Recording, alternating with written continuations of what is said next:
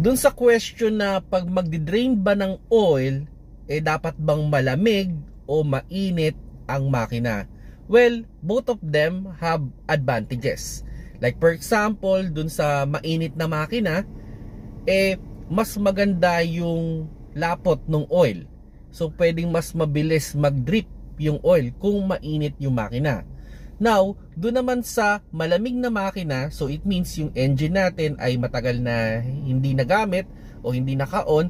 So yung oil na nasa ibabaw and nandun na sa oil pan. Kaya pwedeng mas maraming oil din yung makuha, no? So both of them have their own advantages.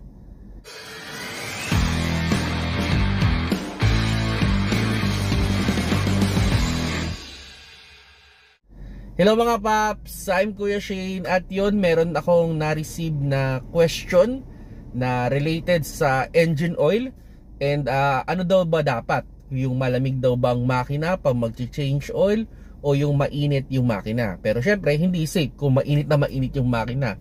Nakakapaso yan mga paps, no?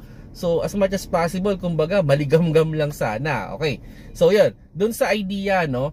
Both of them have their own good advantages naman. Like for example nga, pag malamig yung makina natin at nag-drain tayo ng oil, yung oil na nasa ibabaw ng engine, lahat yan magsusubside pababa. So pwedeng mas marami yun nandun sa ating oil pan. Okay, kung malamig yung makina. So pag nag-drain up tayo, pwedeng marami ring lumabas na oil. Now, doon naman sa mainit yung makina, well, dahil nga sabihin natin, pinaandar natin yung makina, okay? So, fully lubricated yung ating system, okay? Then, maganda yung consistency ng oil. Kumbaga, maganda yung lapot ng oil. So, pwedeng mas mabilis naman mag-drip yung ating oil kung mainit yung makina. So, both of them have good advantages. Pero ako, personally, ang answer ko dyan is mas prepared ko yung ka-andar lang yung makina, okay? O sabihin natin, mainit yung makina, dahil ang reason ko dyan, okay, so sabihin natin yes, maganda yung consistency ng oil, so mabilis siya mag-drip, and once we sabihin natin syempre magde-drain tayo ng oil, di ba? So tatanggalin natin yung oil, tatanggalin natin yung filter. Ang advantages kasi niyan, yung mga component na nasa ibabaw lubricated. Okay, alam naman natin, okay, pag naglagay tayo ng bagong filter, may slight delay, okay, sa pagpasok ng oil papunta doon sa taas. Okay? So yun ang iniiwasan kasi natin dito, yung walang lubrication na umikot yung mga bearing natin dyan, mas mataas yung wear and tear.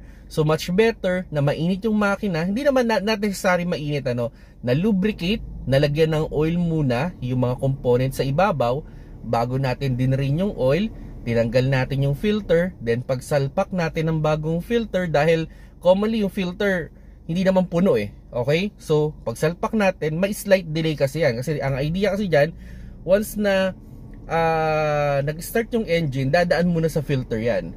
So kailangan mapuno muna yung filter bago umakyat yung oil. Okay?